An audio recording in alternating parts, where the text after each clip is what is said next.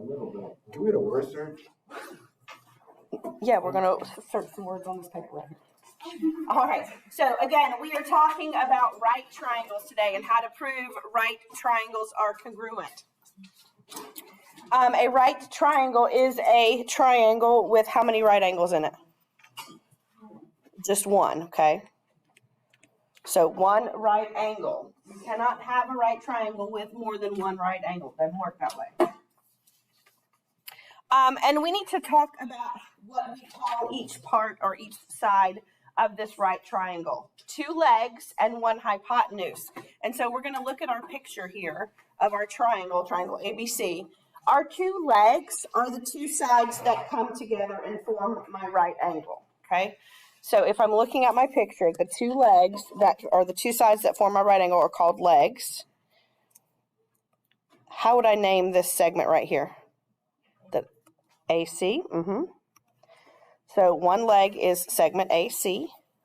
And then the other leg is going to be the one that forms the right angle. Do you see how when those two meet, they form that right angle? They put that little box there. How would I name that segment? BC. CB, BC, either way, just as long as you have those two letters. So your two legs are going to be the two that are perpendicular, segment AC and segment BC. And then your hypotenuse is going to be the side that is directly across from the right angle. If we look directly across the triangle from our right angle, that is my hypotenuse. Okay, how would I name that side? This whole segment here, how would I call that one? AB. Okay. So the two legs form your right angles, and then the hypotenuse is that slanted one that is directly across from the right angle. Why is it important to know this? Because we're going to be talking about a way to prove right triangles congruent, and they call a hypotenuse and they call a leg, okay? Is everybody ready? The hypotenuse leg is another option to prove triangles congruent, but again, it only works with right triangles, and we abbreviate that with HL. You know how we do side, side, side is SSS, side angle side is SAS. Hypotenuse leg is just HL. And this theorem says if the hypotenuse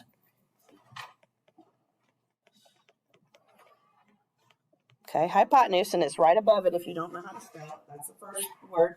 If the hypotenuse and one leg or a leg on one right triangle is congruent to the hypotenuse and a leg of another right triangle, then the two triangles are congruent. Okay? It has to be the hypotenuse and a leg.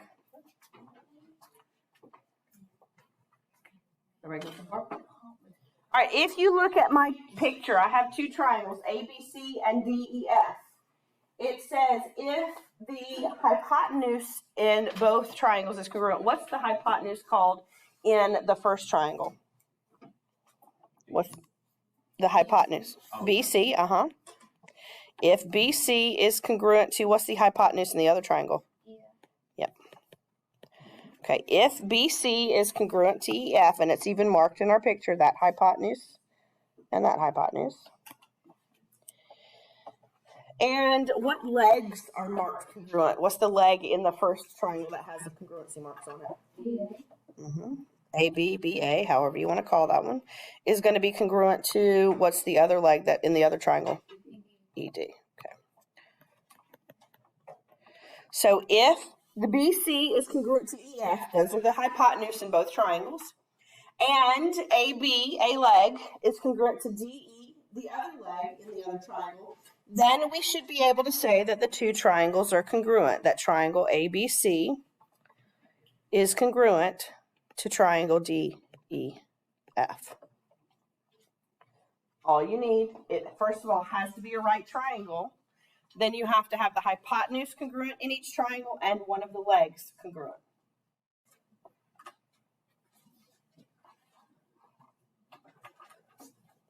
And then the next one, it says the hypotenuse is what we're filling in again.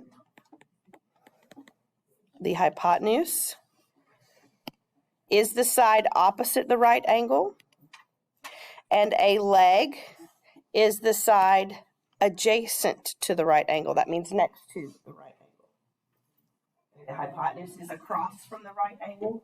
The leg is next to or touches the right angle.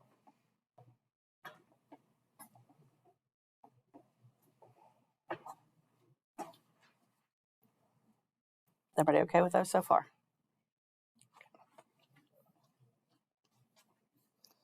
All right, we are going to look at these two triangles for A, B, and C, and we're going to say if they are congruent by hypotenuse leg or not.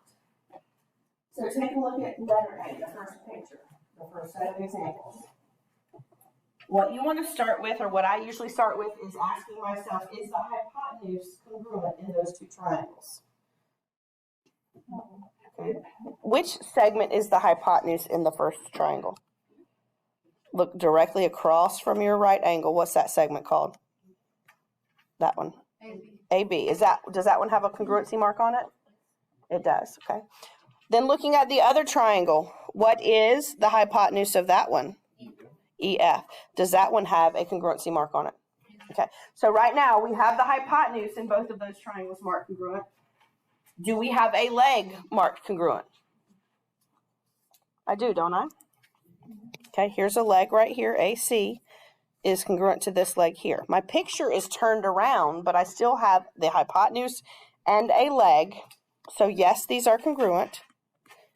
And what we want to do now is we want to state our congruency statement. And we're going to have to be very careful how we name these. How do y'all want to call that first triangle that I just circled? What do you want to name it? Bless you. You said ACB? Okay. So what we have to do is we have to make sure we name that one exactly the same as we named the other one. Remember, my picture has been twisted and turned.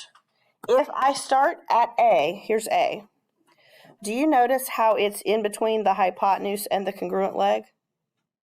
Okay, so look in the other triangle. Which angle is in between the hypotenuse and the congruent leg? I heard somebody say it. There's the hypotenuse. Here's the congruent leg. And so what are we saying? E. Okay, so E has to come first. And then we went, let me erase my stuff again.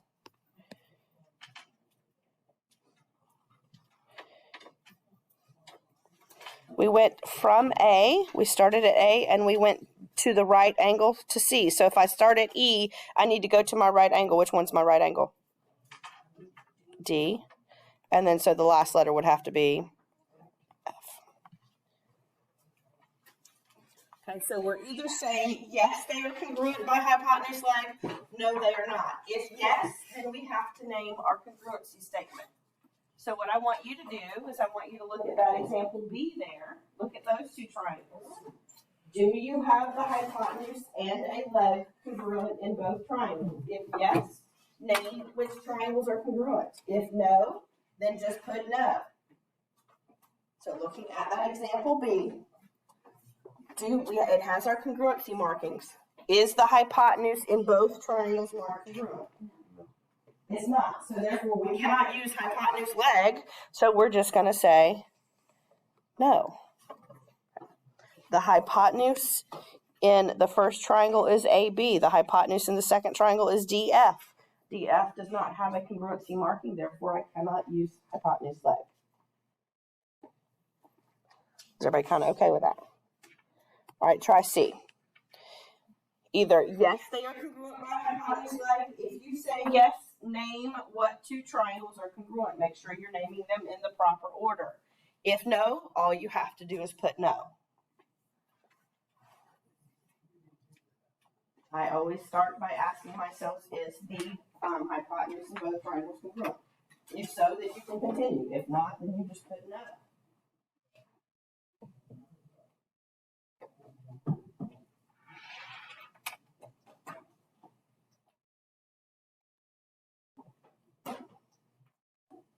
You're good.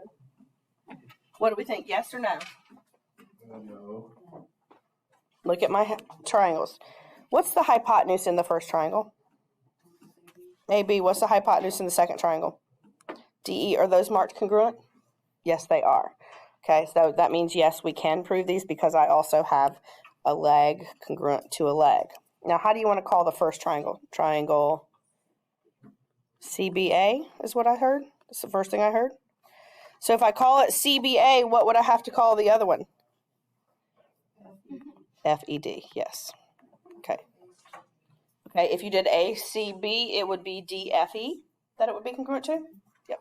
As long as the C is in the same place as F, B is in the same place as E, and A is in the same place as D. Okay.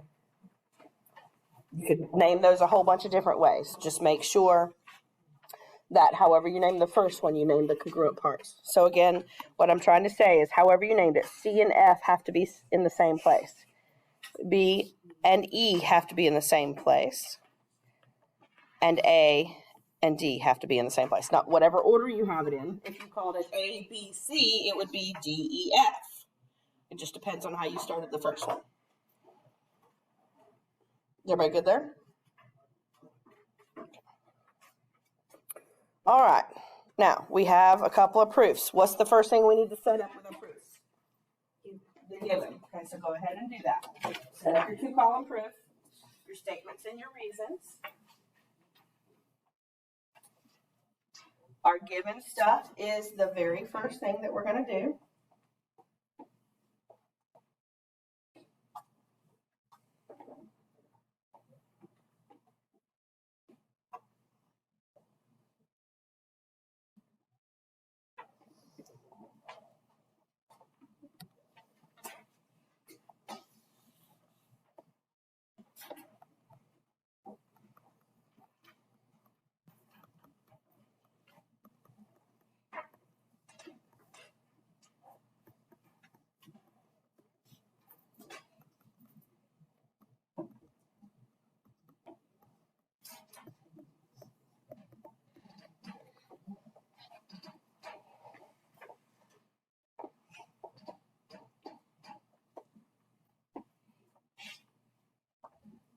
Everybody about ready?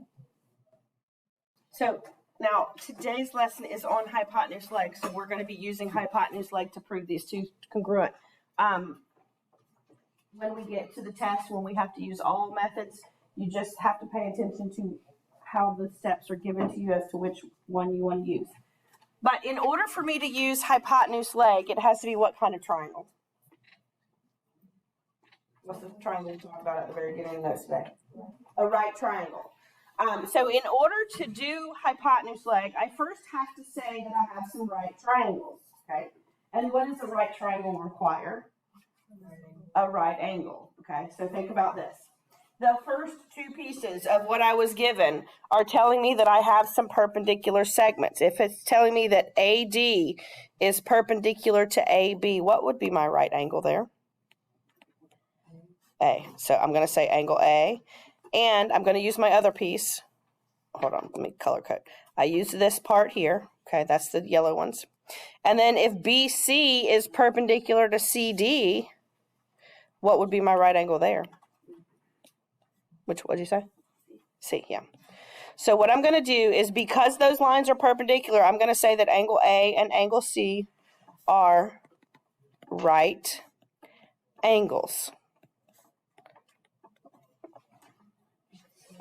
Right, if we remember that little cheat sheet that we made before, we said if we were given perpendicular lines, the very first thing we would name is a right angle. That's what I did, and that's because of the definition of, what did I say about those lines? They were perpendicular. So this is going to be the definition of perpendicular.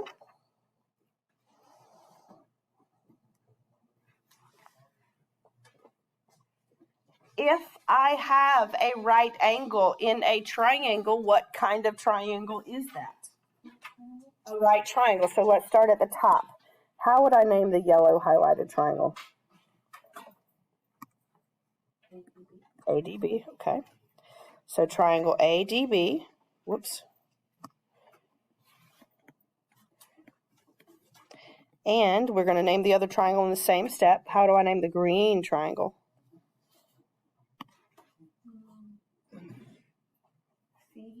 Okay. And triangle CDB are right triangles. And I'm using the abbreviation instead of writing the word.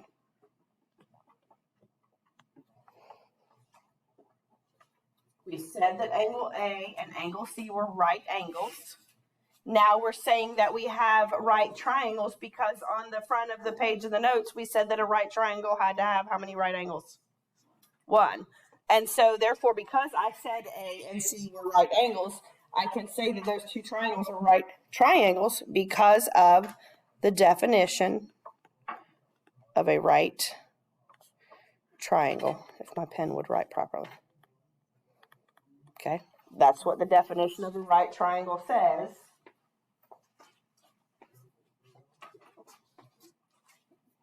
Now, what else I'm going to do that I didn't do when I was marking my, when I was writing my proof is I didn't mark my picture. What two angles did we say were right angles? A and C. So I'm going to put those little right angle markings in here. Have I gone through all of my given information yet? No, what else do I still have up there that they gave me? AD is congruent to BC, so I'm going to go ahead and mark that. I don't have to say that because I already said it in my given.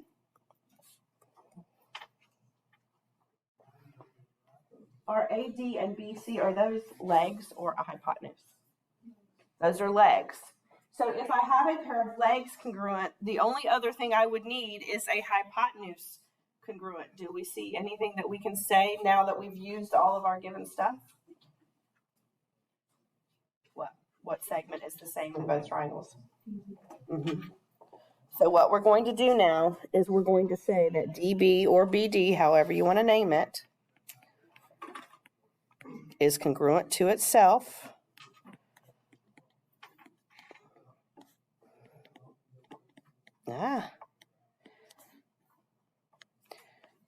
What property says something's congruent to itself? Reflexive. And now looking at my picture, do I have the hypotenuse congruent in both triangles and a leg congruent? Yes. So what we're going to do now is we're just going to copy our prove statement, this thing right up here that I just circled at the top. I'm going to copy that down. That is my last statement. Triangle ABD is congruent to triangle CDB. And what reason is that? What reason are we talking about today? Hypotenuse leg, and we just put HL. Okay. So in order to use the hypotenuse leg for a reason to prove triangles congruent, first things first is you have to know, you have to say somewhere in your proof that you have right triangles. And in order to say a right triangle, you have to know some right angles. Okay, then you have to have the hypotenuse and a leg congruent. Does that make a little bit of sense? Okay. I want you to start with the next one.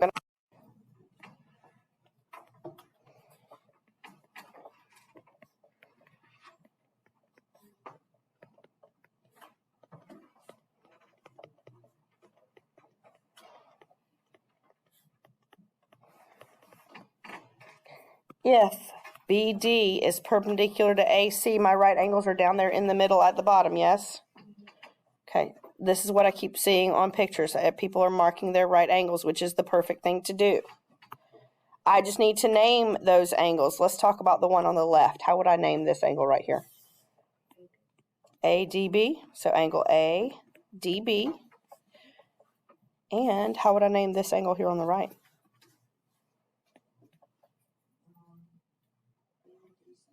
That works. And we're going to just say that they are right angles. And that is the definition of perpendicular. And I'm going to use my symbol there for that.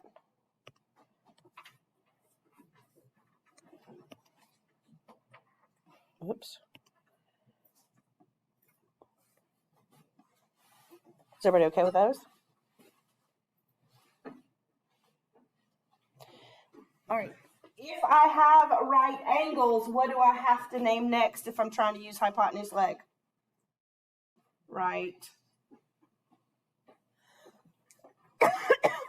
What's the only kind of triangle hypotenuse leg can be used in?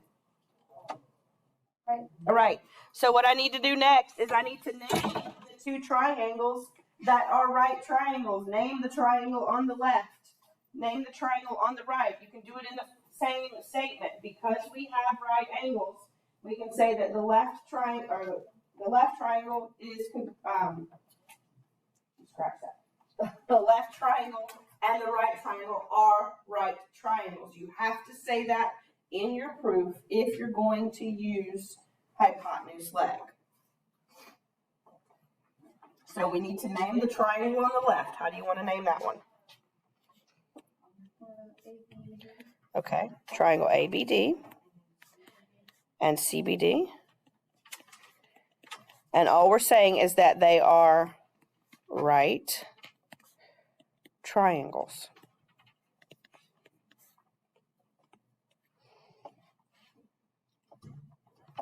What was the reason we can say right triangles? Definition of right triangles, yes.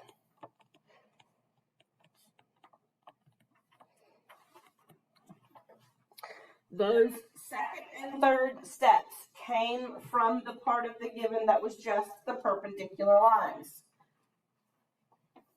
What else did it tell me in my given information? We got steps 2 and 3 from that part. What else does it say in my given stuff? AB is congruent to BC, so I need to mark that in my picture. I don't have to say that again because I already said it in the given. What are those segments? A, B, and BC in my triangles. Are those the leg or a hypotenuse? They're the hypotenuse. So what we still need, because we don't have any more given information, is we need a leg that is congruent to another leg. What do you see?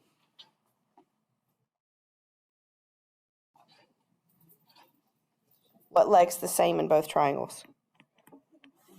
BD, the shared leg, BD, is congruent to itself again.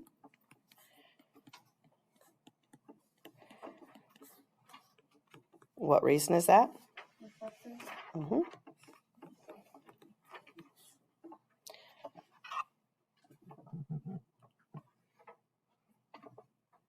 Do I now have a hypotenuse and a leg? Yes, I do. So I'm going to copy what it tells me to prove. I just circled that up there at the top. Triangle ABD is congruent to triangle CBD. And what reason? HL, hypotenuse leg. Is there a reason why that even in the school congruent lines are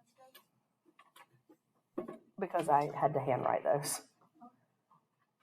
Because the old program that I used to write these didn't have like an equation, symbols and stuff in there, so I had to kind of squiggle it with a mouse. So it looked up. Is everybody okay with that? All right.